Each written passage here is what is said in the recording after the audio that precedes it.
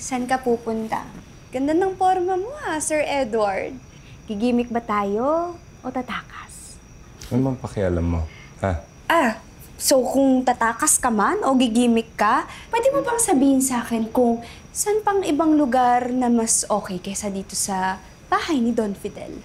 Magpagising ka na, ha? 4:00 pa lang ng umaga. Sir Edward, maaga po talaga nagsisimula yung araw ko. Lalo na't ang dami-dami ko pang gagawin dito sa mansyon. Kaya ikaw, tutulungan mo ako. Excuse me? Apo ako ng may-ari ng mansyon. Nakakalimutan mo ba yan? Sir Edward, hindi yan naaalis sa isip ko. Oh, hindi pala eh. Eh di, sino nagbibigay sa'yo ng ganyan desisyon para sagutin mo ako ng ganyan? Ha? Ako.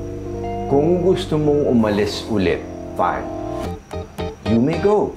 Pero tandaan mo, the only people who genuinely care for you are here in this house. At si Lilian, inutusan ko siya para gabayan ka. Edward, you need us more than we need you.